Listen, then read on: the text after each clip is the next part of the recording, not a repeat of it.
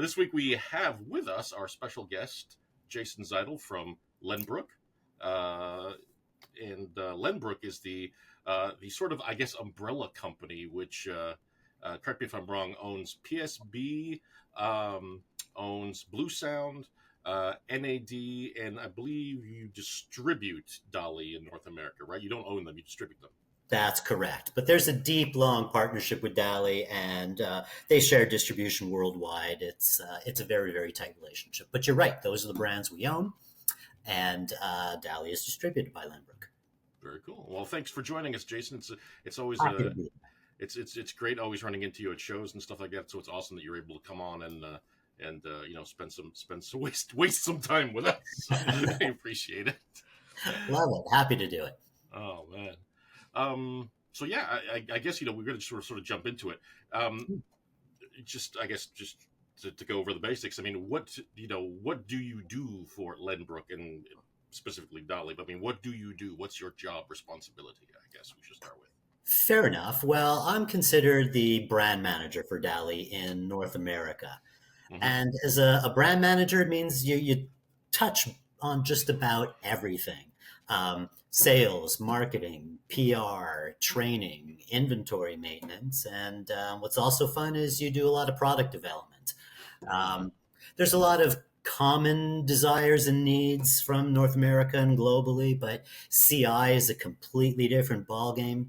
Mm-hmm. We just do things a little bit differently here. So they rely on us to help guide them a little bit for custom needs. So I'm pretty lucky that, every day is different. No 2 days are alike when you're touching on that many things. Yeah, I'll bet. It's a lot of stuff to be sort of looking at and kind of getting your fingers into and everything, for sure. Oh, man. I remember I've had the opportunity to visit DALI on an occasion, and you were there. Of course. There you are. Yeah, of course. Taps of course. Taps is like of course, with Carlo and Taps. It's like you get to go places and I don't. But I remember the one thing, and it was the folks at DALI were phenomenal, and I mean it opened my eyes to. I'd heard of DALI before, obviously, and it opened my eyes to actually how big and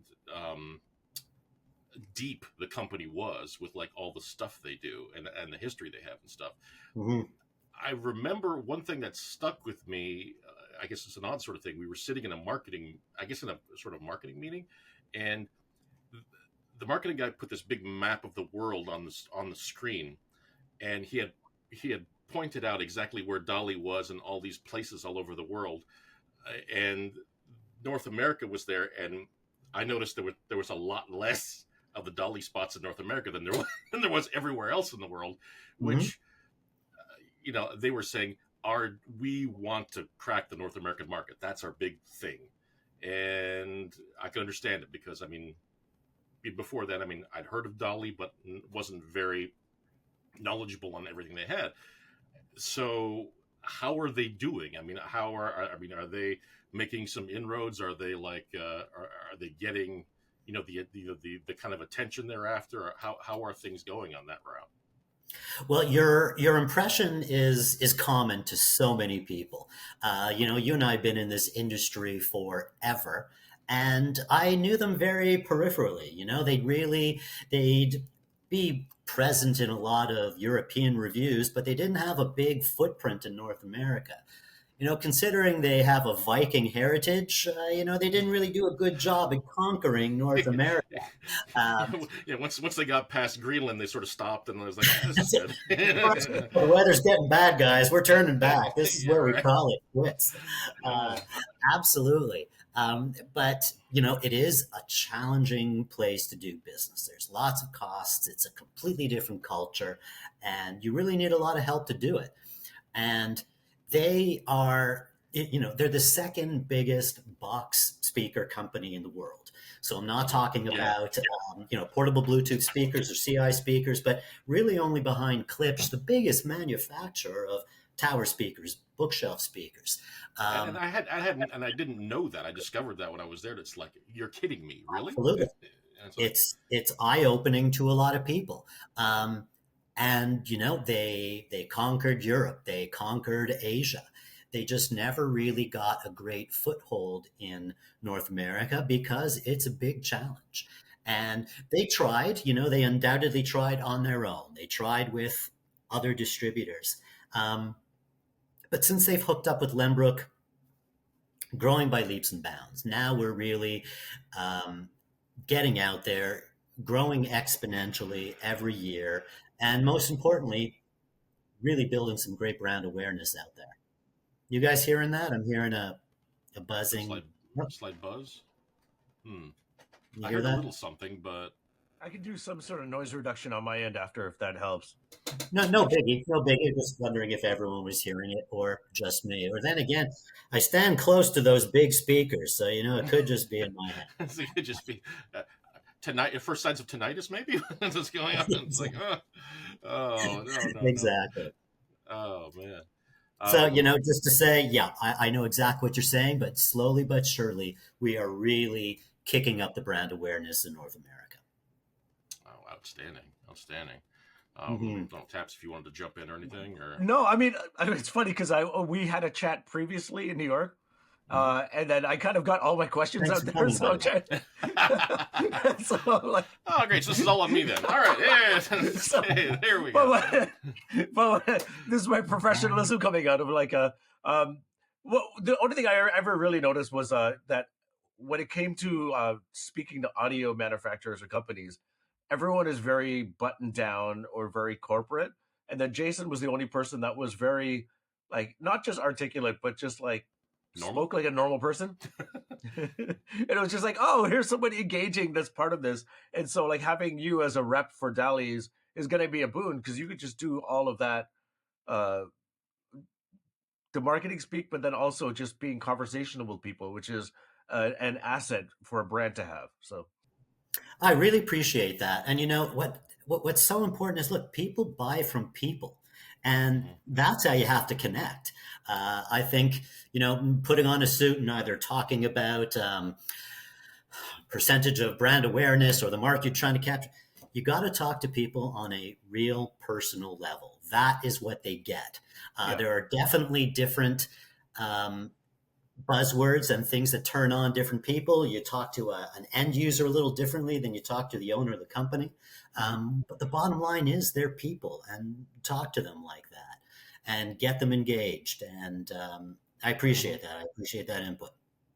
There is one thing to that end, though, where like if sorry, some noise is happening. But when it comes to speaking to the consumer, coming from from companies, what are some of the things that you wish that they would stop saying, or ways they would stop speaking to consumers? What exactly you're asking? How companies or marketing talks to a consumer? Yeah, like when you go to a show and you speak to the brand, what are some of the things that like just drive you nuts? Just like, why are they speaking like that? Or like, you know what I mean? I'm going to need hours on this one. But the real gist is sort of what you... Give me your top three. Top three. Well, it's sort of what you alluded to in that, everybody is proud of their technology. Everybody is proud of various aspects of either their company or their product. But for when you're talking to a consumer, the part that is always left out is, how is this making their life better? It's great to say, oh boy, we use this type of material. Great. Is that better than this material or this material or this material? They leave out the part to say, the old feature, advantage, benefit. Here's the feature, and the advantage is, it's made of this material that fell to this planet from this other thing. It's going to make your life better because we can play nice and loud and clear. Put it in words that they'll understand. Exactly as you sort of alluded to before, you got to be able to communicate in a way that makes things clear and just feels like you're a friend talking to them and giving them some sincere advice. And that's something that we've just completely missed out on. Spouting text, spouting specs gets you absolutely nowhere. That's a great point. That was one, though, right? Was there two more? There's two more, yeah. There's two more, right? There's two more. I got you on the spot, so I figured. it sort of encapsulates, I guess, a few different topics. I can go on and on. There's a Okay. variety, but I think more than anything, why is it going to make your life easier? How does it sort of get that benefit? Because that's what everybody wants. And at every level, the salesperson wants to know the hooks on how to convey it. It's all about really talking to the person in a manner that they'll understand and appreciate, and being as truthful and simple as possible. Okay. I guess really then jumping from that, it's kind of like, all right, there are so many audio brands out there, like probably too many. But there's we're spoiled for choice for what's out there. I mean, if someone says, oh, I haven't found exactly what I'm looking for, it's kind of like, okay, well, you haven't quite looked hard enough. There's something for everybody out there. But in all that, I mean, what makes DALI stand out? I mean, what is it about DALI that would make someone say, okay, I want to buy these over brand B or C or whatever? I mean, what makes DALI tick, I guess, and yeah, exactly. Well, I think the first thing that any company has to acknowledge is, although you want to sell something to absolutely everybody, not everybody is truly your target market. So when I get asked something like that by the salespeople, when I'm doing a presentation, we brought DALI into a store. And I worked in retail, and I think it's really important for everybody in our industry, at least in the sales aspect, to have worked in retail so they understand what they're up against and who they're talking to. So when I look at it from a salesperson aspect or a customer's aspect, why DALI, I guess, is the question. And the simple way for us, anyway, is in North America, we're sort of really familiar with two major powerhouses in the industry. You have the North American sound, and I'll throw in our little country of Canada included among that. And you have some sensational brands. I will never say anything bad about other brands. There's a reason they're out there. And most of them are very reputable.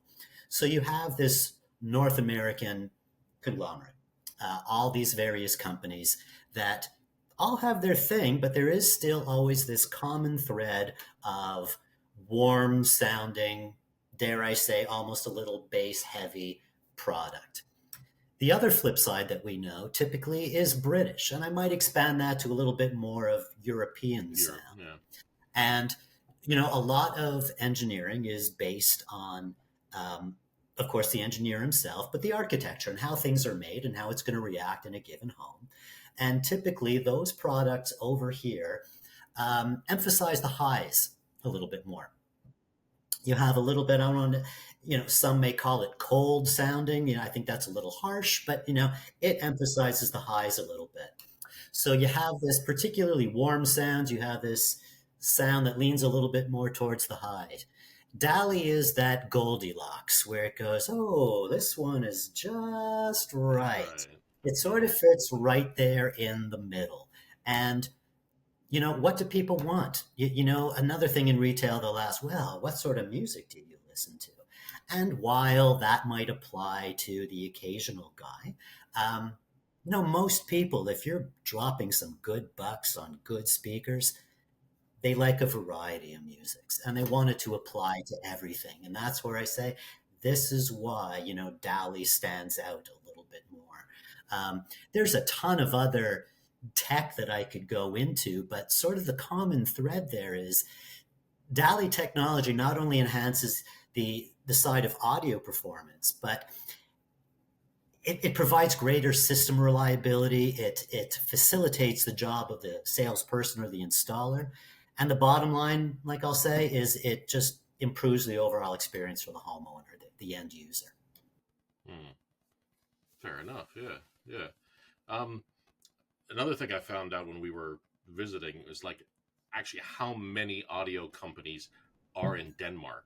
I mean, there's a hotbed. Denmark is like a hotbed of audio manufacturing. I mean, it's nuts, that and the sort of the Scandinavian area, but Denmark in particular. Is what DALI does sort of part of the sort of Danish? I don't know if you can say Danish sound or Danish sort of view of how or ear for audio, or is Absolutely. It's amazing. This tiny little country with so many heavy hitters. Beyond DALI, Bang& Olufsen, everybody knows, and that's a solid Danish company, and they have other brands or other manufacturers that do drivers. If you ask a Dane in the business, they joke that audio is an indigenous product to them. And they'll say, look, the weather's terrible, 11 months out of the year. Why do you think we do it? And there's a long, long history. They'll say that the Danes really created the first electromagnetic driver as we know it. They were very instrumental in creating Bluetooth. It's really an incredible thing. And DALI is an acronym for Danish Audiophile Loudspeakers Industries. They chose to put that name in there because the idea of being Danish carries a lot of weight worldwide when it comes to speaker development. But it is one of those things that is just pretty remarkable at what comes out of that country. It truly is. The other thing that always sticks in my mind when I see DALI speakers is the cabinetry, especially on some of the higher end units. It's absolutely gorgeous. And I remember meeting when we were there, and it was at the introduction of the core, and we met the little sort of family kind of furniture maker that made the cabinets for the core, and I also believe makes the cabinets for the Epicor now. It's just the craftsmanship was just amazing, and the quality was stunning. And of course, there's the aesthetics, which there's sort of that Danish kind of aesthetic to the design and stuff. But just beautiful, beautiful stuff. Yep, completely agree. And we're always so consumed with, as I said before, specs and driver material, and the cabinet plays as integral a role to the overall sound and performance. You have a really good memory. I'll murder the name of that furniture company. The Danes have, they insist on having 15. Just call them Olaf or something. But you're absolutely right on all the facts. And oddly enough, the guy who runs that company, his name is Core. You're kidding. And he recently just had a son that you would have thought they would have named Epicor. Epicor. or Rubicor. A son named Epicor and a daughter named Rubicor. Yeah, there you go. Oh my God. But what I'll really give them props there is that they recognized, wow, we know a lot about audio, and we've been building cabinets forever. But they were open enough to say, I bet it could be done better. And who does things better than a furniture company? So they acquired this company to further their development and figure out how to do things just a little bit better. Really, really remarkable. And you talk about the look of them. And here's again where I talk about how DALI stands out a little bit and how I welcome competition. There are a lot of brands out there that might have a more avant-garde kind of look. And if that's what you want, power to you. There's definitely a market for it, and I find them beautiful looking speakers. Thing about a DALI is they are built so well, as you mentioned. This is going to last longer than, unfortunately, your mortgage is going to last. So you're going to be living with this thing for a long time. So there's aspects that I believe of a speaker really need to be timeless. If you go too trendy, too aggressive, too avant-garde, it dates it. And DALI is very aware of that. They'll put a lot into the construction and the beautiful fit and finish to it, all the while keeping in mind, this has to live in somebody's house for 20 years. So we want to make sure that it's not only gorgeous, but is very timeless. Right. Oh, it's... There are very few speakers that I've seen where you just they like invite you to just kind of touch them, just to kind of to sounds but to interact with them basically, just like and DALI's. It's just like every time I see one, it's just like It's beautiful. It's like I need to feel that surface. I need to like touch that. It's just awesome. It is absolutely awesome. I love Taps, that. you were saying something about the minuet, I think, right? Oh no, I was just gonna say when you were talking, but this is of like naming your kids. I was just like, your small one would be the minuet. There you go. That was That's what it should have been. Yeah. the joke's over though. It's actually a pretty little name. It's not bad, actually. Yeah. It is. I wonder what it means. Does it just mean tiny or Minuet? It's a musical. It's like a musical term, I think, for a short classical music piece or a short little composition. Is that right? That's what I believe. They have some interesting names that were supposedly named after various moons, but that is what I believe minuet is exactly. Okay. Yeah. awesome? So I'm gonna ask a question that's gonna like short quiz the brand manager of DALI. So they have many different lines within DALI's lineup, right? They do. And if you were going to speak to a consumer that was like already had maybe the entry level DALI, and then one of the because there's the Rubicore now, there's the Epicor. What would you say to them that would upsell them on their own DALI or their entry level? Like what would the step up bring them? Move? Yeah, no. What would the step up yield them as far as performance? What would yield them as far as performance? Okay. Yeah. Or what's the value in going? Yeah, what's the value in going up? Yeah, absolutely. It's a great question. So the entry level has some wonderful tech to it, but when you get a couple of levels up, and the real tech starts in the Opticon series. So the Opticon series is the first series where I'll start at the top. You get the combination of the ribbon and soft dome tweeter. So you're not going to find another company that does that. One will say we hang our hats on soft dome because, and others will say a ribbon because, but they both exist for a reason. Soft domes are known to be very smooth sounding and have wonderful power handling.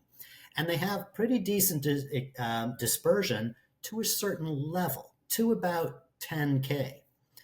A ribbon, on the other hand, really opens up at 10K and then goes way past what most of us could normally hear. But we're influenced by those frequencies, even if you don't actually feel them. A ribbon is that element that gives that really magical, airy space to it. So just from the high frequencies alone, now you're truly getting big, wide dispersion. So not only will it make something sound gigantic, which I think everybody wants and is really cool, it also makes it a lot easier to place in your home because it's pitching out such a giant sound. It's not a spotlight, it's a floodlight. And, in these days where a lot of the architecture is open architecture, it just makes it so easy. We really have done it to ourselves in many ways in this industry where not too long ago when Carlo and I were growing up, it was like, okay, sit in this chair. Now put your head in this vise and you hear how it became magical. And don't move. Do not move. We have these electrodes that will shock you if you... and people just don't do that anymore. They don't have a dedicated listening room. They want to be social. They have this big open area. And that's what that brings to the table. Then if I go to a lot of the rest of the frequencies in the woofers. So the woofers will always be DALI's classic wood fiber cones, a material that they really, really enjoy. It has fantastic resonant qualities. There's all sorts of aspects why they use that. But it's common basically throughout. You'll get a couple of steps going up where they'll add actually various fibers in it to make it a little bit more rigid. But the real difference is in the aspects that you don't see. If you had X-ray vision, like... Oh, sorry. Well played, sir. Well played. Once I came from this planet from Krypton, if you were able to see through to the speaker, you'd see they integrate a very unique magnet system. all magnets are iron based, and it gives them a lot of power. But the problem is they conduct electricity as well, and that causes a lot of distortion, hysteresis. DALI uses a material called SMC, soft magnetic compound. This has all the wonderful magnetic properties that you want without conducting any of the electricity. Now, why that's important is it lowers distortion dramatically and also does not conduct heat. So as you go higher and higher end in a line, you can push that speaker a little harder. What does everybody want to be able to do? Play loud and clear. Clean. And as you reduce, exactly, and as you just get rid of that distortion, that's what it allows you to do. Not to mention, getting rid of any kind of heat just means you're running cool all the time. So as you go further and further up the line, you get a higher and higher content of SMC. But Opticon is really the first step. It is the gateway drug to the rest of the DALI line. That's awesome. And that's why you do what you do. You go. Glad to hear it. Yeah. So how did you get started in this? Like, you weren't always brand manager of DALI. What were you doing before? And then maybe because no one really ends up doing what they went to school for. Did you go to school for something different and aspire to be? Exactly. So many people, we all just fall ass backwards into the job that we do usually. And exactly that. When I was in university, or way before that, just in high school, before I even got to college, I had a part-time job, to help myself pay for everything. And it was in construction. And it was brutal. And I'm in Montreal. Winters are tough. And I remember directing a wrecking ball to destroy this wall that I was standing near. And they're really watching your hand signals. And I had sneezed, which sort of indicated to them I was making this hand signal. Bring it in really, really close. This multi-ton ball swung just by my nose to destroy this wall. I thought to myself, there's got to be a better way. And I started to and I always loved the hobby. And I thought, you know what? I'm going to go to one of these boutiques. And I was a kid, 15 years old, if that. And in Montreal, a place called the Audio Center was sort of a landmark. And I wanted to start there, just cutting wire, helping here, helping there. And it was my part-time job forever. And then as I graduated, I had studied economics, which made me want to blow my brains out, and marketing, which I enjoyed. But it was also at a time at a bad recession, and I was working very happily at the Audio Center. And I organized a training with Mirage speakers, one of the old Canadian classics with a company called API. And I really hit it off with the VP at the time, who sadly passed away, a wonderful guy named Anthony Mosley. And he had said, hey, we want to get young guys into the industry, something we really still need to do. And they offered me a job to be a product manager, basically. And I jumped on it. And right at that moment, that's sort of what got me on that path. And I was with API doing Mirage and Energy, another great brand. Oh, yeah, Energy. A couple of fantastic brands. And at the time, we had one of the few top to bottom build your speaker facilities in Canada. So we also built a lot of speakers for PSB, which is now part of that Lenbrook family. So I started with the API, and that was in Toronto. I moved out of Montreal to Toronto, came back to Montreal to work for a great company called Ericsson Consumer. And they're a huge distributor across North America. And this was at a time where Best Buy and a Canadian version, Future Shop, and a ton of other chains were very strong. Little Guys out west and Tweeter down south on the east in the US. And at that time, everybody wanted their own house brand, a way to make money. They all saw they saw Sears doing their own brands that were becoming very, very popular. Um, so with my experience in product development, I would go into one of these companies and see what they were carrying, figure out a little bit of a hole in the marketplace, develop the product for them, build a website for it, deliver the product, and give them their own house brand. And that was a lot of fun.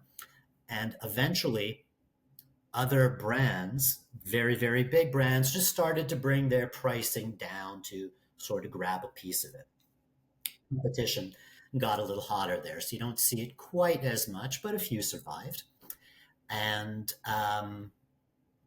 from there, I did some work at Totem, a wonderful Canadian company, Right. a little Vince's bit more in the place, yeah. high-end world. Exactly. Vince Brussese, wonderful guy. And It's his Lucy, birthday today, I think, isn't it? you're kidding. I think it's his birthday today. Yeah, I think Wow. I saw on Facebook. It was his Oh, what a birthday today. coincidence. I have to drop something on Facebook. So he's the mastermind there with Lucy Lentini, who's really sort of the visionary of that company, driving every aspect of it, and really enjoyed it.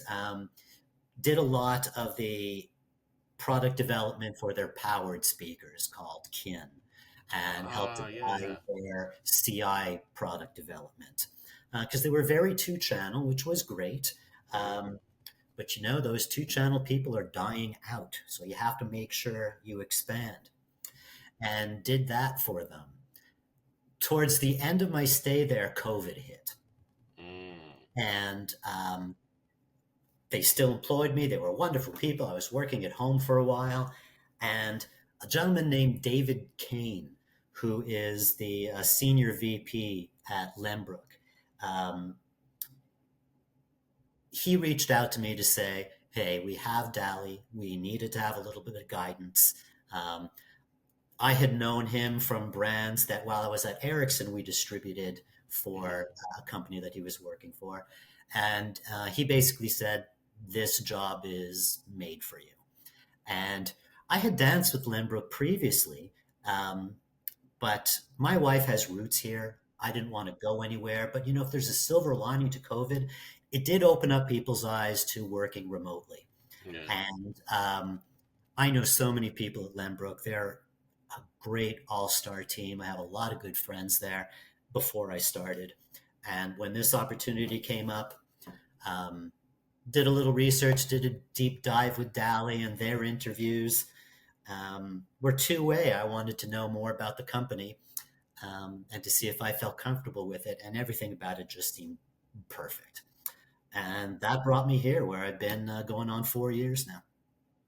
So, you're in New York then, or you're in where? I'm Montreal. I just saw you in New York because we did our big press event for the launch of Epicor with the mighty Park Avenue audio. No, thanks for coming. Really appreciate you coming. Hey, it was a pleasure to be there. That was awesome. I tried to rub it in Carlo's face as much as possible. He did, actually. Yeah, I had a great time. And I deserved it, actually. I had a great time. It's really... You should have come to Chicago and seen the same event that we did over at Simply Stereo. I wanted to, but I was just getting burned out and so far behind Deep other dish things. pizza, man. Deep dish pizza. That's like not pizza. It's a casserole. Yeah, I'm not on that. I'm not on the Chicago deep dish pizza train either. I went and then we got it and then we couldn't finish it. So then I tried to give it to a homeless guy and he was like, "Nah, man, I can't. I gotta watch my weight." So I was like, I gotta watch my weight. Oh no, that's awful. Oh, God. It'll clog your arteries just looking at it. I get that. And but it's not going to replace the pizza I have once a month, but it's one of those things that I crave when I go there. And the guys at Simply Stereo, they're real foodies. So they also know the very specific places where to get it from. I will not debate that it is different. It is not a fold over slice out of New York or just a variety of other different types of pizzas that you can get. I hear you. You know, on the topic of pizza, everybody wants, it's important to have a good local pizza place. Yeah.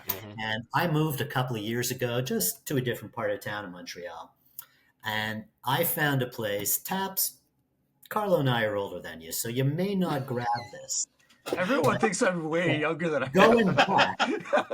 Going back, when you ordered a pizza, to prevent the top from crushing your pizza, now they use this little plastic tripod to hold it up. But the originals, back me up on here, Carlo, would put a ball of dough in there. Yes. That's And right, that was just the greatest treat at the end to mop up everything down there. I found a place down the street from me that does that. It is like a pizza out of the 80s. Super loaded with, you don't have to order double cheese because regular cheese is like double cheese. Oh my God. Yeah. Oh, yeah. Here in Ohio where I am, they have this cracker. They're obsessed with this cracker crust kind of pizza, and it's just like, no, it's a thing here, and I get it, but it's kind of like, that's not real pizza. That's Nope. like, it's like condiments on a cracker, and it's like, no. Agreed. I still don't get it, but it's a thing. Every place has got their spin on it, and it's like, yeah, with Chicago and the deep dish, and I understand there's a Detroit style or something, which I don't understand, or I don't. Apparently, New Jersey's got a style that's really good too. Something about the water. I don't. Could be. I don't know. But New York pizzas, I love New York style pizza, and yeah, Toronto's got some. And when you're in Montreal, Montreal's like a great foodie city. I mean, there's. You got Joe Beef there too. So have you gone there? We do. That? Oh, Joe Beef. Yeah. Oh, absolutely. Absolutely. But the great thing about Montreal is you get bagels. It affordably. Bagels are tops. You get a good meal affordably. A real foodie isn't, the one that says, I have to drop $1,000 on the meal. It's, man, this mom and pop shop place, this is the best. And we have a real melting pot here. So if you want Greek, you're going to taste that tzatziki for days. If you want good Szechuan food, it will burn that mouth and then just nicely disappear. We have all the bases covered, including the bagels, which I'll stack up against anywhere. The food is great. Definitely a weakness of mine. I love the food here. Montreal smoked meat sandwich. Oh my God. Yeah. Sensational. Sensational. Absolutely. Yeah, I adore Montreal. It's awesome. It's been forever since I've been. I need to go back. It's been a long time. Yeah, just don't come in the winter. Come any other time. Yeah. I have friends that went to university in Montreal, and they were telling me once it was so cold that they had to just take cabs to go up the street because they just weren't used to how cold it was. Depending on where you're from, you can't prepare somebody for it.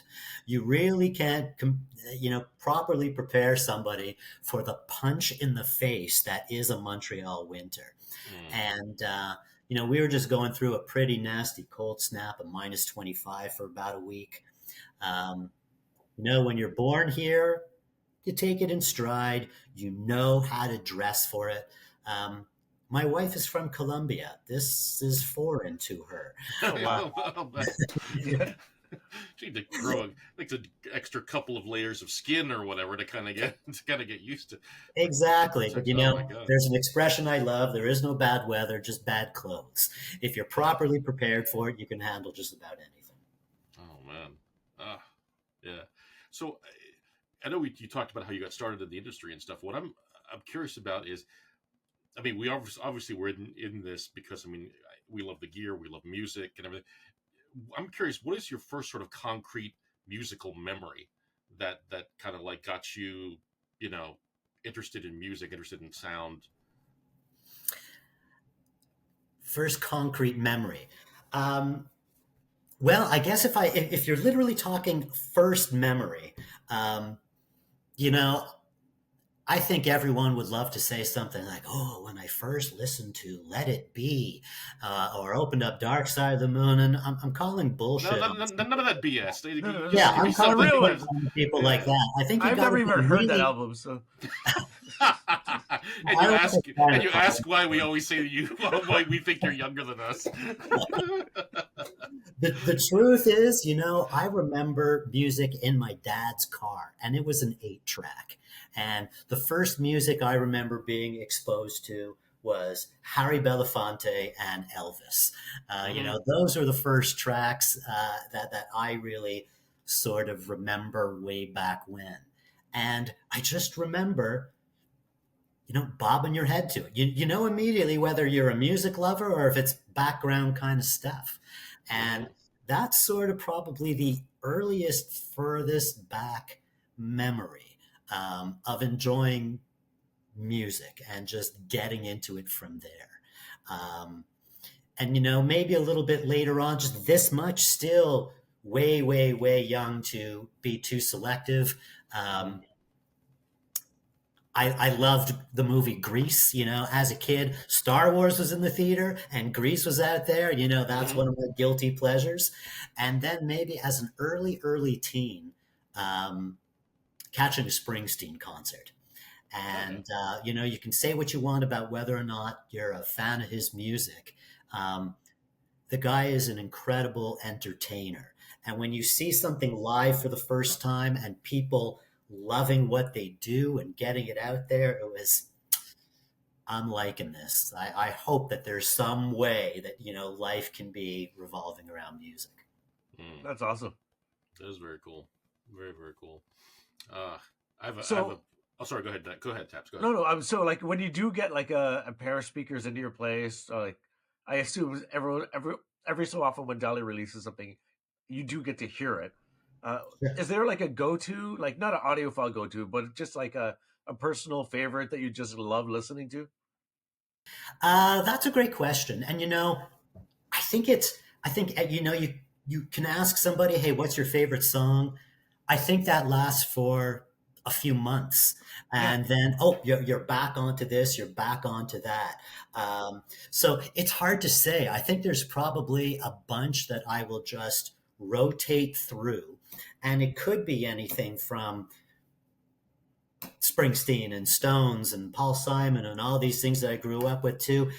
Some of the latest stuff, some are really well recorded, like Billie Eilish, and Gaga does some great recordings.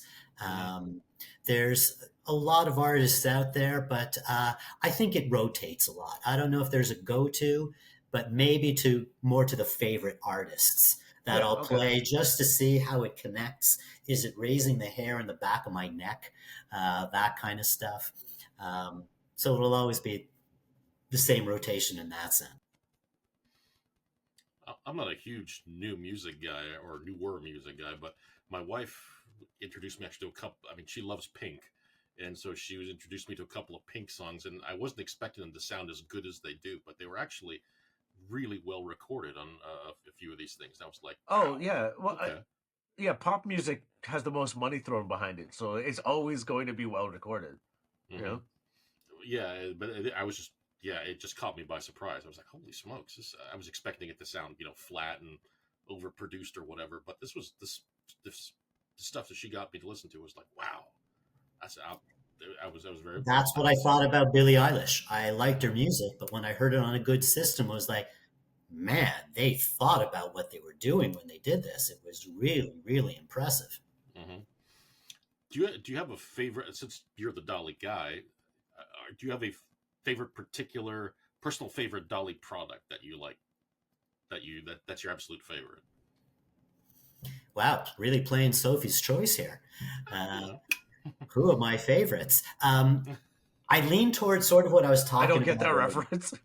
What's that? I don't get that reference. I don't get that reference. Which of my children will I keep to live? I go to the Opticon series because of what it offers. Core is breathtaking. I always introduce it as the undefeated, undisputed heavyweight champion of the world, and it is. And it absolutely gives you this emotional connection. But what I really love about Opticon, and I would say the 6 or maybe the 8, is that the audiophile isn't the guy who drops $100,000 on the Core. He's the guy that says, hey, I just spent $2,000 on these speakers. They sound like $20,000 speakers. And There's something about that to me that I absolutely love, something that conveys value so far above its price point and Punches way above its weight. punches so far above its weight. What I love about Opticon is it has so much of the same technology that you have in the more expensive series, but in a more utilitarian cabinet. It's not a super fancy veneer. It's a beautiful laminate that's very three-dimensional. You can touch it. Gorgeous looking. And they always have the nicest, newest finishes. They always lean into their Scandinavian heritage there. I love it.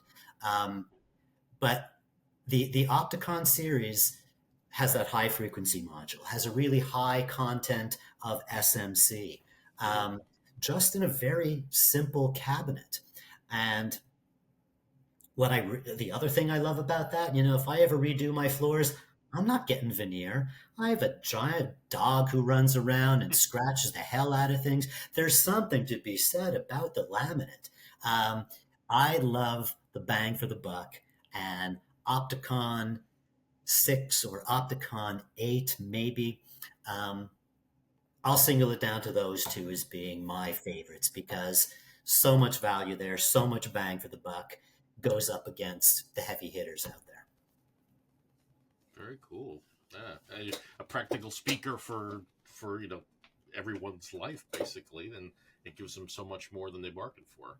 Huh. Absolutely. Yeah. And there's many reasons to step up to the other models, and I completely get that. But I really do appreciate a value aspect there.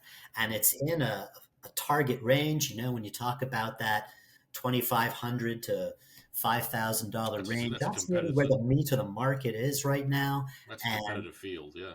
Very competitive. And I just think it just conveys so much value to an end user and things that they could understand, all that technology. But as I say, just in a very convenient yet good-looking box. Very cool. All right, wings or nachos? Oh, no. Wow. There's no real wrong answer here, but yeah, there is no wrong answer, I guess. Love them so much. But, maybe I'll lean a little towards nachos. I love my wings, but I'll probably make nachos at home a lot more.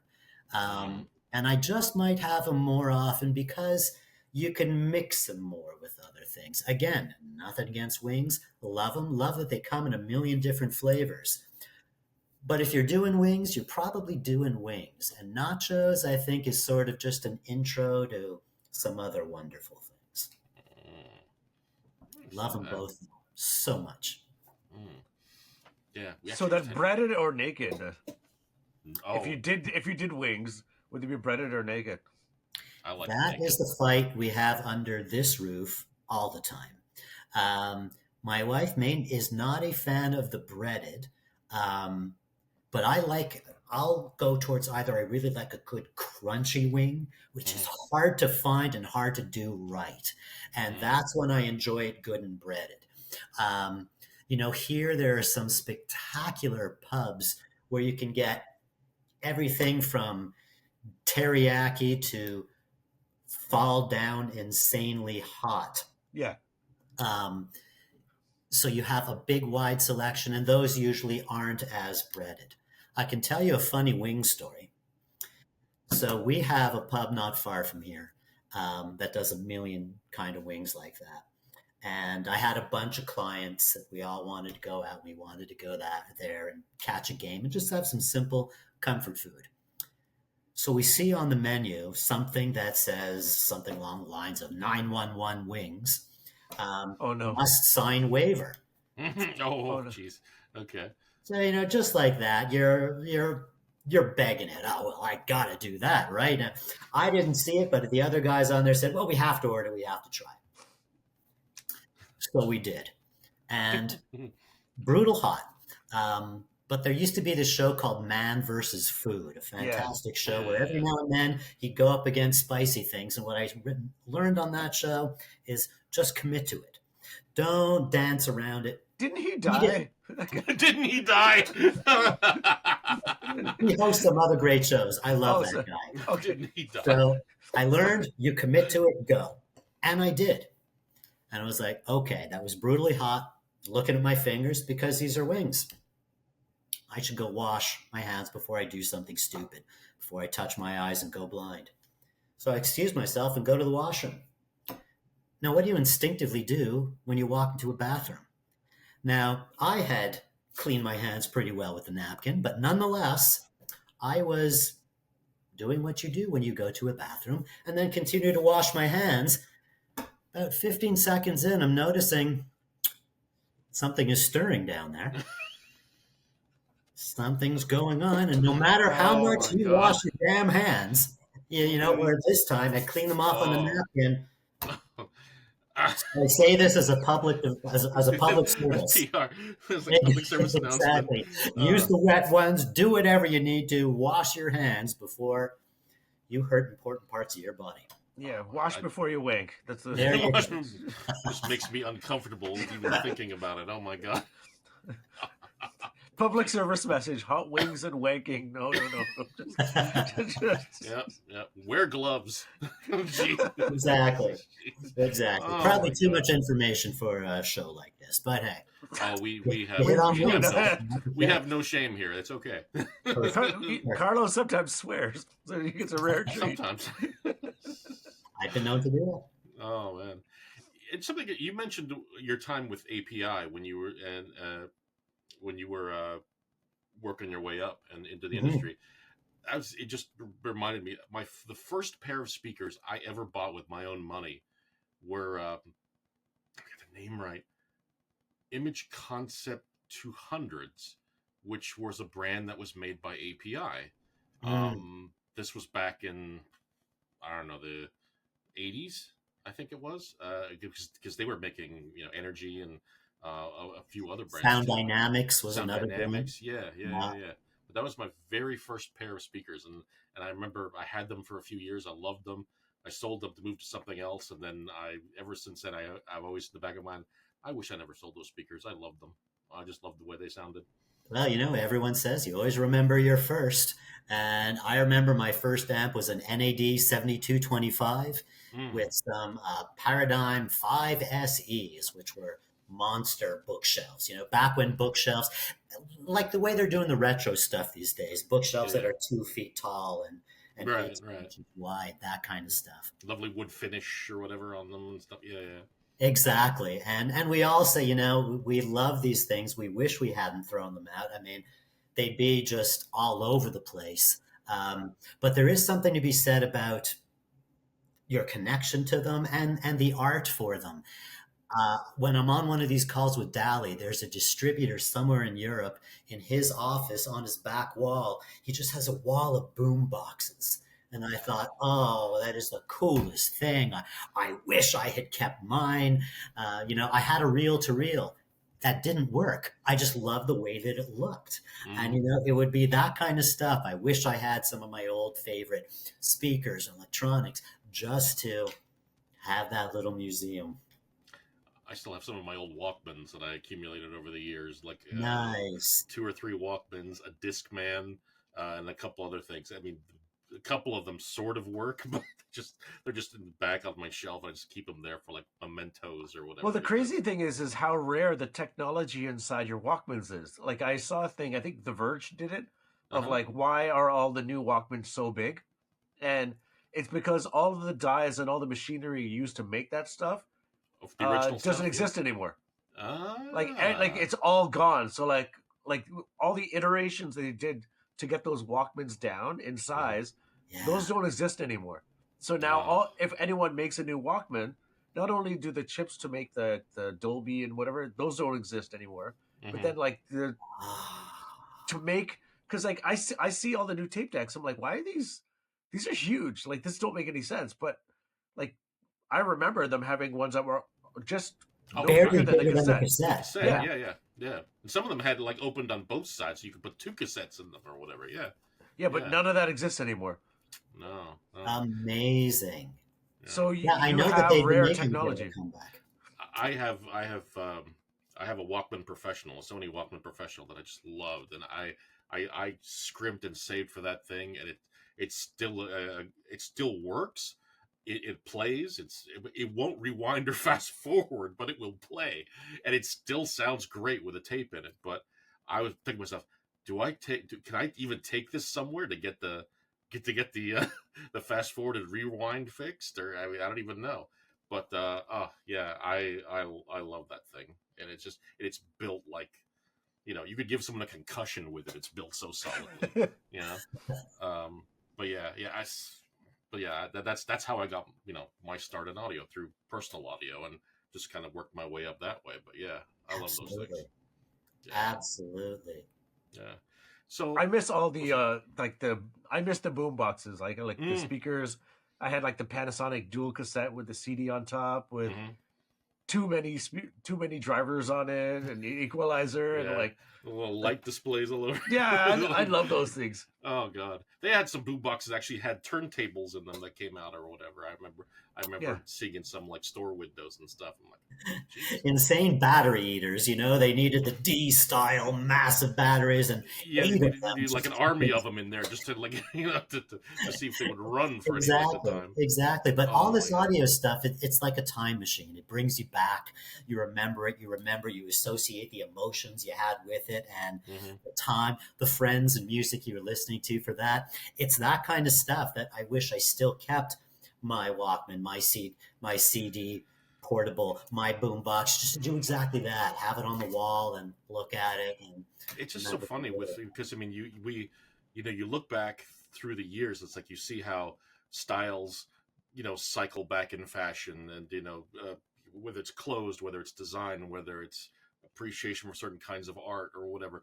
Everything's just, music. Just they just, what was great then isn't for a while, then it just comes back and it's reappreciated again. I feel like the same is happening with audio. I mean, the turntable, renaissance has come back. You're seeing, cassette decks, or with little portable Walkmans, and even some cassette decks come back in vogue. I mean, my older son loves these death metal bands out of like Norway or whatever that release their stuff on cassette only. It's like, whoa, whatever. And reel to reel and that sort of stuff. I mean, it just feels like everything that's old at some point becomes new again, and it's even happening with audio, which who would have thought? Yeah, everything is cyclical in some way or another. And we remember when the CD came out, it was like, oh man, I never have to flip a record again. And I could just easily play bop back and forth the tracks. But for whatever reason, it might be whatever is making people want to own the media again. It's a very cool thing. There's something to be said about the ceremony of putting that record on. Kind of like if you've ever gone through various parts of Asia, before I would sit down and meet with certain distributors, we would sit and it would be 20 minutes in silence of preparing this tea, get it done. But it's this type of ceremony that, connects you to it and connects you to about what's about to happen. And there's something to be said about that as well. If you're a car guy, older cars you were able to work on. You were able to give it a little bit of love, and it needed you as much as you loved it. Something to be said about having that interaction with your music, your media, that I think just people are sort of connecting with again. I think what needs to happen is people, if everything is cyclical, I hope attention spans become cyclical as well. Good luck with that. Yeah. Like I feel like if people just learn to slow down a little bit more, then a lot of listening to vinyls becomes easier, more commonplace. It's just the fact that with say streaming, if you're going to Spotify, as soon as I put a song on Spotify, I'm like, oh, I'll just check Instagram, I'll just check Twitter, I'll check something else, So there's so many different reasons to not slow down that distractions, so that people learn to slow down or that becomes on like in fashion, Mm-hmm. I think that's when like audio will kind of have its renaissance era. Great point. Yeah. When you take the time to appreciate it properly. Yeah. Very, very, very deep and astute observations, sir. Whether or not that actually happens is, who knows at this rate? I mean, like my phone went off right when I was making that point. So yeah, it's like, I wish attention spans would come back. It's like, oh man. So popping back into the audio industry just for a second, Mm-hmm. what is it that you love the most about this industry we're in, and what is that drives you absolutely batshit crazy? That's fair. I love what I do. There's some fantastic people in this industry. I have made such sensational friends in this industry. The people are really great. So it's a combination of I love so many of the people. And what we do, we listen to music. We figure out ways to make people listen to more music and how to enjoy it more. I love that aspect of it. We all have our stresses. We need to compete with better products. We need to make sure pricing stays at a good level. But nobody dies. We're not talking about delivering insulin at a given time to somebody or anything like that. I love that aspect that we're really doing something that is just trying to give people better emotional stability. I mean, we just hear about how people more than ever have emotional issues. Listen to more music. Do what Tap said. Find some time to just disconnect and listen to some music. As much as we are toys, I truly believe we are medicinal. And I like that we are trying to heal the world in our own way. We make your life better. We do. Exactly. That's exactly what we do. And that's what DALI tries to do, try to rid the world of bad sound. Here's an idea then, to that point. Instead of you're popping up at the next audio show, DALI should do a pop-up healing center of just like sound healing. So you can go in there. Healing center. Yeah. And just go in and put some tunes on and just lie back and just turn off for a little bit. I love that. You know what I bet would happen? Hypothetically, if we did something like that and gave them some great headphones to listen to, I bet if we said, and sit in this $30,000 chair, you're going to find how you're just suddenly relaxed. Your body is going to just completely go to a different level and you'll feel completely renovated, rejuvenated. Let me tell you, it's a $500 chair, man. You have one just like it at home. It's the music that was doing this to you. Take some time off to relax, listen to music, see how much better you feel. I'm going to absolutely deny that you ever came up with that idea and just invite me out. Steal. But I think it would be really cool. Just do like a DALI healing center. It's just like you get a wash with sound. There's music on, and then you do the whole $300,000 chair, and then see how it goes. There should be like a DALI, like a traveling DALI semi truck that just goes across the country and shows up places. And it's basically inside is a giant listening environment. It's just like, hey, come in, people. You have your purpose built demo room right in there. It's like I could see the branding for it as well. Just like really simple, like minimal, like futuristic, like DALI healing center, and just like DALI healing center. Yeah, I absolutely love it. Give out Tic Tacs and call it Vitamin DALI. Yeah, everyone's dressed up as a physician. Like... Do it the night after like the Super Bowl. You could do like IV drips, sound therapy, and a chair. You're done. Dude, there's some meat on the bone there. There's some. I could put meat on the bone of anything. So I could put meat on the bone of anything. Oh my god. I like it. All right. So, what drives you absolutely nuts about this industry? That we have gone out of our way to complicate things for the end user, focusing on the wrong things. Again, I'm going to go back to cars. Are you guys car guys at all? Can I use car analogies? Yeah. So like we just can't afford them. You just can't afford them. Yes, that's one of the problems right there. Exactly. Well, it's not as long as you just understand them a bit. we are so caught up on specs and making a lot of things quantifiable, and that's what makes this better than that. And we made that might be wattage is sort of the big one, and it drives me crazy because we looked at it in cars, and that was the only spec I gave you. I said 400 horsepower. One has 400 horsepower. One has 200.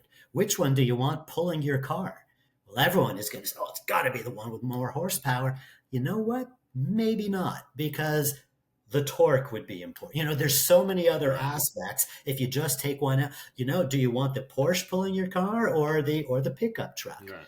And we have confused things for people way too much. I will not debate that there are a lot of super inexpensive brands that aren't in our realm, but that's not what we're talking about. Sort of the approach of what I said before of what I wish we could do is qualify the clients better.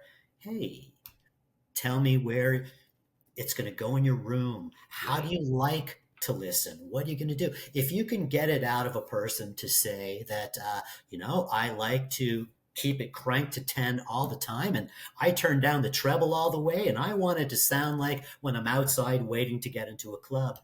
All right, this is the speaker for you. We know then.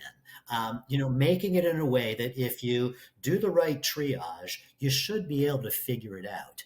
And what have we done to ourselves? We've complicated it to a point where everybody thinks, oh, I need to bring my expert when I go shopping for this kind of thing. When you look at a sweater, do I like this one or do I like that one?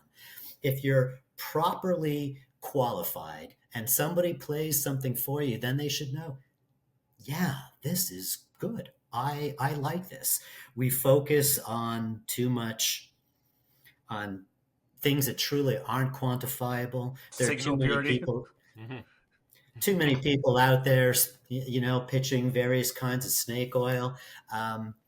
Be honest, be noble, be fair, and understand who you are talking to, and figure out how to do what's best for them. And I think the customer where they're at. Yeah, exactly. Yeah. Not enough of that out there. No, very true. Very, very true. Oh man. Well, I think we're like just over an hour. Are we at? Yeah, something like that. Okay. Do we keep going or do we or roll it at me, man? I can keep going. We're good. All right. Well, sounds good. I was just like, all right. So are you all, everyone in this industry seems, or a lot of people in this industry either seem to be camera guys, watch guys or whatever. Are you into any of that sort of stuff? No, never was a camera guy. There we go. Watch guys, you sound more like a car guy. Sort of a car guy like you, that what I want I can't afford. But I always loved shows like Top Gear. Was never really a camera guy. I always relied on my phone. And for watch, and now maybe you can even see the new Snoopy faceplate that I have. There you go. Nice.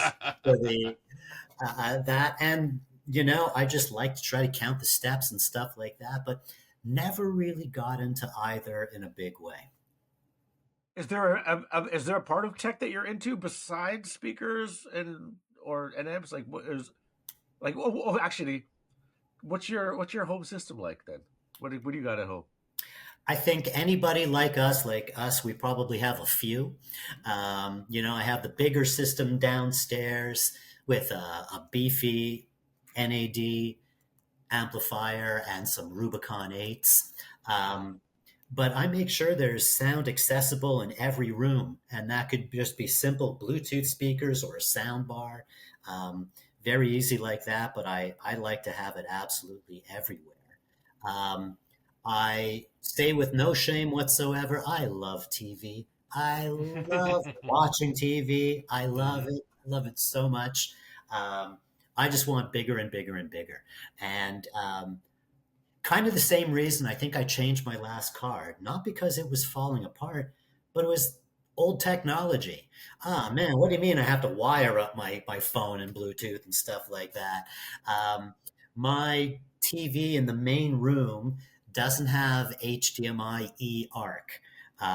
So if I want to test, yeah, exactly. So if I want to test products and sound bar, I have a holster of remotes, and Oh, it drives me crazy. And Oh, you poor ninth bugger. grade. So I want a bigger TV. I just always want to push I'll, that. I I love will that. say this.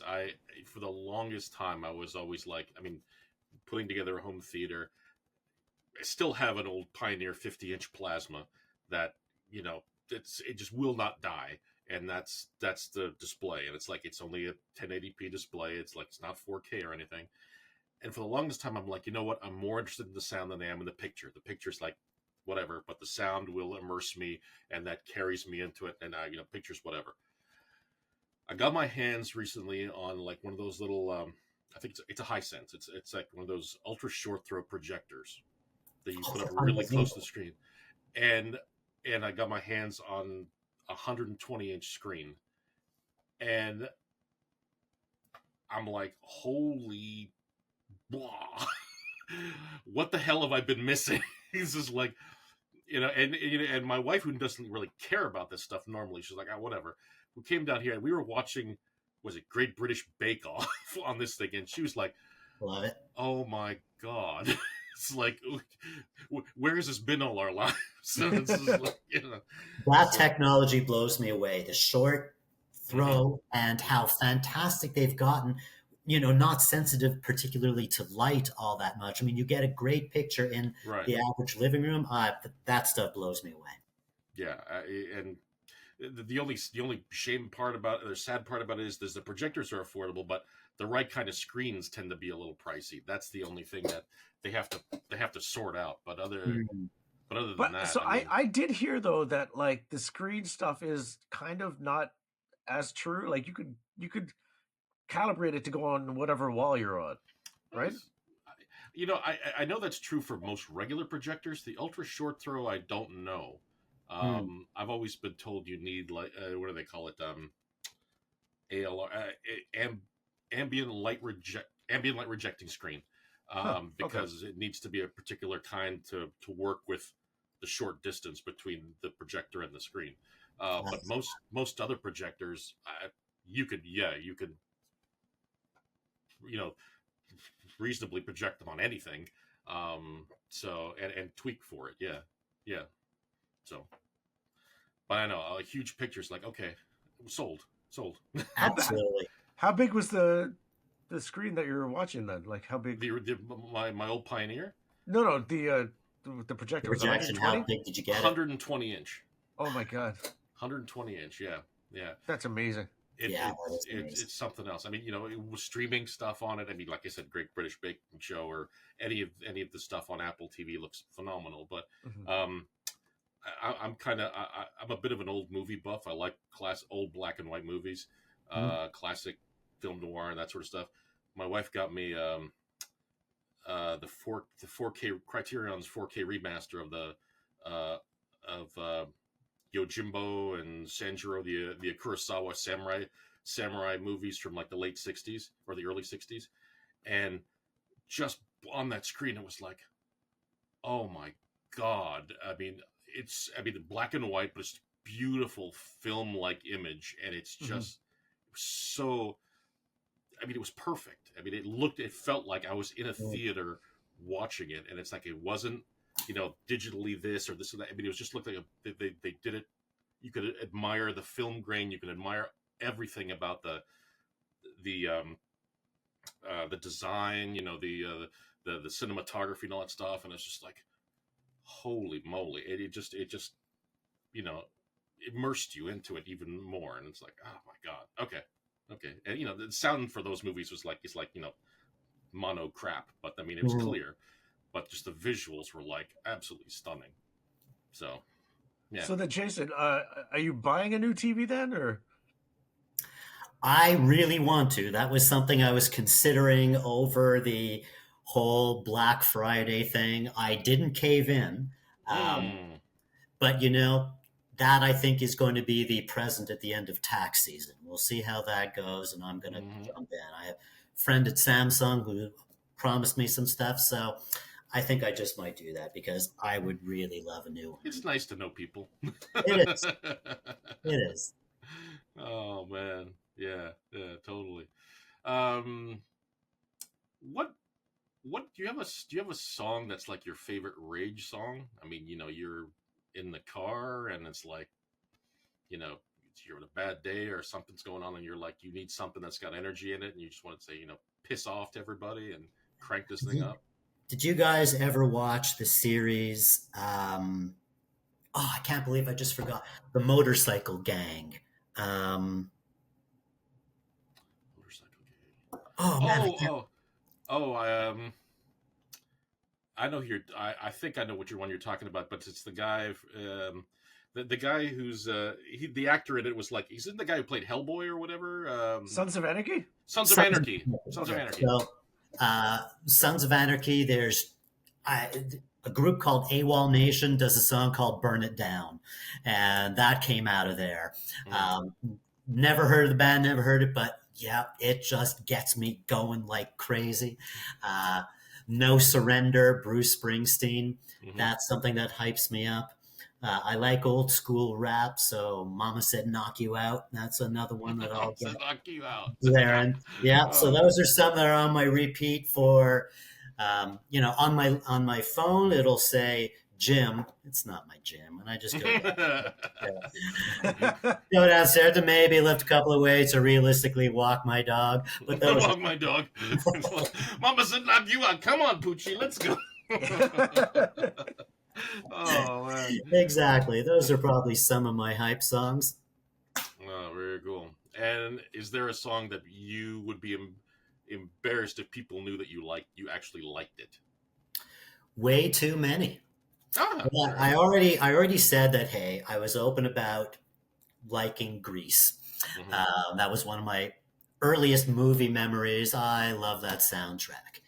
Now, at the risk of alienating both of you here, again, I will footnote this by saying I was born in the 70s. I love things like ABBA. I love the Bee Gees. If I had to really choose the most embarrassing song, because I feel like I'm being challenged here, Village People, Macho Man. That's, I know, one that I have on my lists that I listen to, and I always watch, is anybody around to hear me play that? All right. And just sing along with it. Is that a close house back cleaning headphones song? so none of the sound leaks out? Yeah, that's right. Oh, there you go. Yeah, exactly. I remember having it on back when you were able to make your own CDs. And this was a great double whammy for me. I just picked up my first dog. First dog ever. I had adopted, rescued a golden retriever. And I was in my 1971 MGB. Didn't know anything about dogs. Didn't know anything about it. But here I am. I just picked him up, pulled a corner, and I'm having the music blaring. Before I know it, I'm still kind of new to Toronto. There's Macho Man blaring in my MGB in my convertible, and I'm right in front of York University. So here are all these beautiful young girls who immediately look at me and go, and the music was so loud that I probably, as I'm struggling to immediately turn it down, what I didn't notice that I heard was this dog that I just picked up was car sick. Threw up all over the place, threw up all over the dash. That was yet another. So here I am. Man, you know how to make an impression. Jeez, look at that. A beautiful dog right there. First embarrassing song that I can't turn down fast enough. Second, just got covered in dog vomit. Oh, man. That's what you get for playing Macho Man in your car. There you go. Yeah. That's a scene out of Wonder Years. You can almost imagine that happening, isn't it? Exactly. That is something out of a TV series. That's absolute brutal honesty. So I expect this to be reciprocated. Let's hear your embarrassing songs, Carlo. I think I would have to say probably.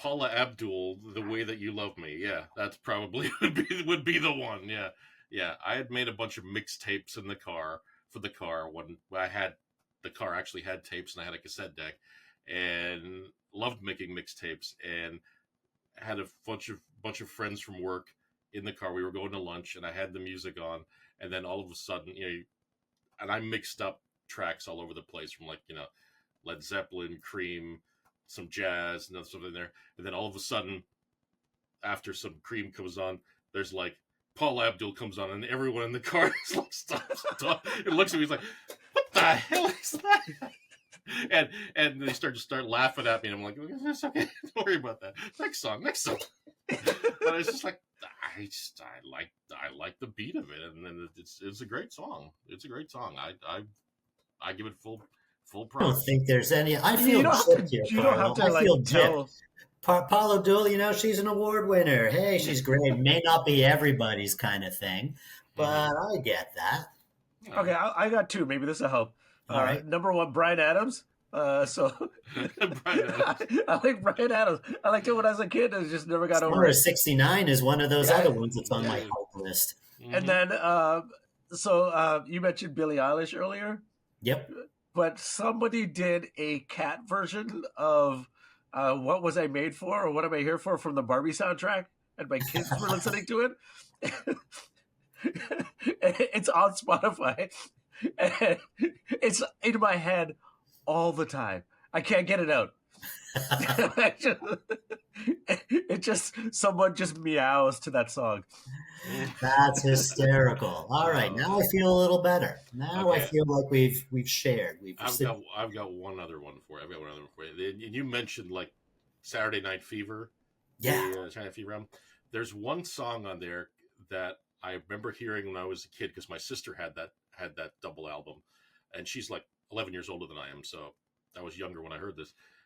"Night on Disco Mountain," and it's just this. It's like take "Night on Bald Mountain," the classical piece, and then just discofy it, and you have this voice going in the background like it's some genie. Like starts the song by "Open Sesame," and then it just goes bananas, and it just like it's crazy. It's just a crazy, weird disco song that makes no sense, but I love it. It's just hysterical. Oh, that's awesome. Yeah. That's awesome. Okay, I feel a little bit better now. Feeling a little bit better about this trade. Oh, there you go. I'm glad to help. Glad to help. I think I'm trying to remember one of the. We used to have this. You mentioned 8 tracks back in the day. We had this growing up. We had this crappy little stereo setup, and it was an 8-track player with like a little receiver in it, and these kind of crummy little tweed speakers. And we had an 8-track of, and it wasn't even Elvis. It was a tribute to Elvis. So it was some dude who was like an Elvis impersonator singing Elvis songs. Right? So we had this thing, and when you put an 8-track in, ours had this button where basically if you pushed it, it would change the track. So it would you could do it like up to 4 times. And so when you push it, you hear this big chunk, and then it would play a different track, would have a different song. So if you got bored of it, you could hear cha-chunk and then play a different song. So fine. At that time, I must have been like under 10 or whatever. And I was fascinated with how this thing worked. So I took the tape and I was able to pull it apart. And as soon as I pulled it apart, this spool of tape went everywhere, all over the house. And I'm like, oh my God, how do I fix this? And there's no way I could roll up the tape back again because it was just like, it was everywhere. I mean, it felt like there were miles of it. So what I did was I cut the tape to just enough that it would I'd have one continuous spool in there, and I tied it together, and I glued the cassette case back together. So, that's fine. And then I put it away, didn't think about it, and then my mom loves Elvis. One day she was wanted to listen to music, so she found the tape, popped it in the thing, and all you heard was like, what was it? In the ghetto, in the ghetto, in the ghetto. And she was like going, what's going on? She was Italian. She was going, what's going on? What happened to the thing? It's like, I don't know. Something's wrong with the thing. Oh, that's awesome. So how about that? Is there anything as a child that you broke that you never got caught for breaking? That didn't get caught for it? Yeah. Or yeah. I know I broke a lot of stuff, but usually unfortunately got caught. Oh, you poor bugger. Maybe this helps you out. Back in the day, so my dad used to have, everyone has their liquor cabinet. Oh, yeah. So my dad was diabetic and rarely drank. He just when he'd collect all the cheap alcohol, and then, you know, when company comes over, you serve it to guests or whatever. When I hit my teen years, I just realized that, hey, these levels were never dropping. Like, they're not drinking this stuff at all. And so well, help them out a little bit. I was gonna help. I was like, this beats going to the store. So I just made food coloring versions of all the alcohols, and then I just poured them out and I just drank them all. And then my dad, he had people over, like for like Christmas or something like that, and he's like, "Here, I'll make you a drink," and he starts pouring out like the scotch and the whiskeys for people, and they're sitting there drinking them.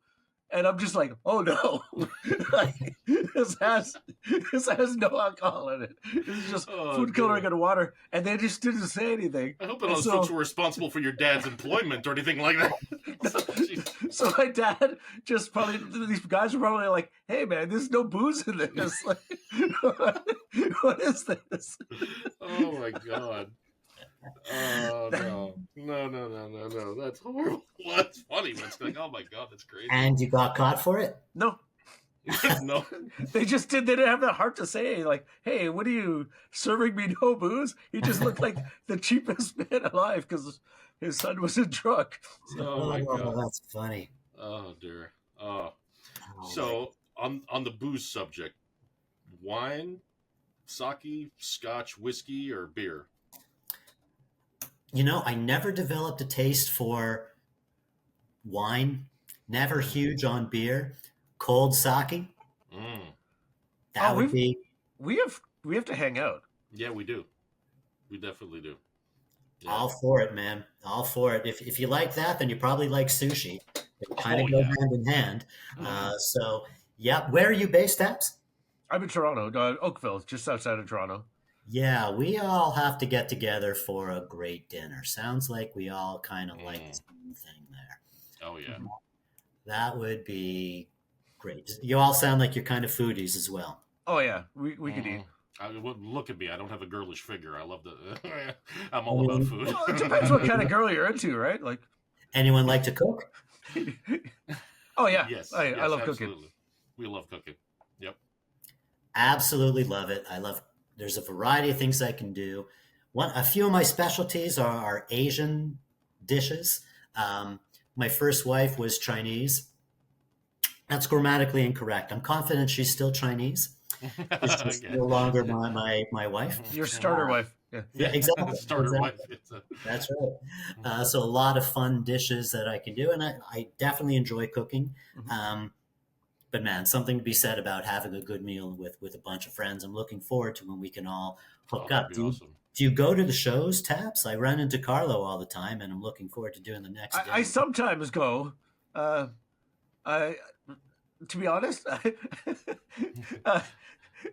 there's I like when I can put my own music on things. Like in New York, I was for sure. I mean, like I just took over the Epicor room, and I just ran dubstep and drum and bass the whole time. It was awesome, but you don't get to really do that at shows, or they get really mad when you do that.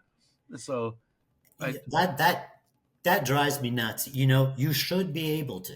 At shows, I completely get. Look, if I'm playing a pair of $100,000 cores and I don't know what somebody's going to want to request, I don't know what kind of damage it can potentially do. So there's a certain limit or a certain bit of caution you want to take. But I always proudly say at shows, I play music, not demo tracks, not something nobody knows. I'm proud to say, hey, look, here's a few tracks we picked up and they're really, really cool. Yeah. But sort of goes back to what I was saying before. You're not going to connect to something you've never really heard before. Exactly. Or isn't your taste. You've got to be able to listen. And I think that's definitely key. It shows. Yeah. Yeah, I should make it out tomorrow. I just don't really go. Mm-hmm. Well, we need to get you. I mean, the New York thing is always convenient because it's always easy to get you. And you love going to New York. So I like it. It's not like, but that's not really a show. That's like I got to go to an amazing space, and like I loved Dennis from Park Audio, and I met you there. So like it was awesome. It was contained, but at a show, there's tons of people. Everyone was listening to like Leonard Cohen or Dinah Krall, and I just want to leave the room when that happens. So I just it's like more work. It's less sort of entertaining, and it's gonna go into like an event like you guys had. Now I'm spoiled. So now you're spoiled. Like, before like the show, I'm too good for a show. No, I didn't say that. It was just like, and now I got to experience like more private like listening. I was like, oh, this is what I always aspired, or not aspired, like dreamt of doing. It's like even when I go to like a hi-fi store and I'm like, can I listen to this? And they were like, okay, and they kind of stand over you while they picked from their selection. But it's like, can I just play what I want to play? Because that's what I know, and I'll know that's if what it I sounds say. Different. Exactly. You have to put your shoes, your feet in the shoes of the customer. You say, oh, I want to play this track or play that track. How do you know if you like it if you have no frame of reference? So I'm a big believer in that. Unless you were to step inside a healing center, just to call back. Maybe the greatest idea. The circle is not complete. Yes. We're heading into show season, and I know a few that will be attending will be. Are you going to be in Florida or? We're not. We couldn't get a room there. We're definitely going to. I think they're moving. They moved to a different hotel now. Yeah, so we're adding that to our portfolio next time. But other than that, upcoming shows, Montreal, Audio Fest, not far from you, Taps, would also be Expono, Chicago. Yeah, Expono, I'm going to be at for sure. I don't know, make my way to Montreal. I don't see why. If you want to go up to do Montreal, that would be. We've never really covered that show. Because we've never really had anyone to send up there. But Taps, I mean, if you want to do that. Yeah, I'll happily do it. It's just a slightly smaller version than Expona. The show is 40 years old. Montreal has really always been known as a two-channel kind of gig. And it's in the heart of downtown Montreal. So, and there's beautiful people everywhere. Yeah, I'll go. Can't go wrong with it. Sorry. So if that's something we can add to your schedule, definitely put me on the list for a night there. We'll have good dinner and have some good laughs. Absolutely. I don't know if you're going to ever make it down to Toronto sometime this summer, but I know I come up to visit family. So, and whenever I'm up there, I usually catch up with Taps while I'm in town. But that would be great. What part of town do you usually stay in? I visit my mom. She's in Etobicoke. So okay, so over on the west. And where are you, Taps? I'm in Oakville. You're also out west. Yeah. Because I go into the office quite often, but we're out east in Pickering. Pickering, okay. But I go up there just about once a month.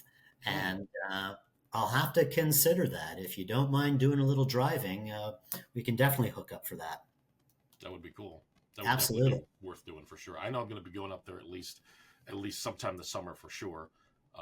Probably at least one more time this year. So that would be great. It would be great for the three of us to kind of get together. That'd be fun. Oh, I'd love it. Yeah, we summer guaranteed. We can do an in-person sake-filled version one of these. Sake-fueled version of Sorta Hifi. Yeah. There you go. I love it. I like the sound of that. Jesus. Oh my God, that's awesome. Absolutely. Well, I think this is a good place to kind of wrap things up. So for sure.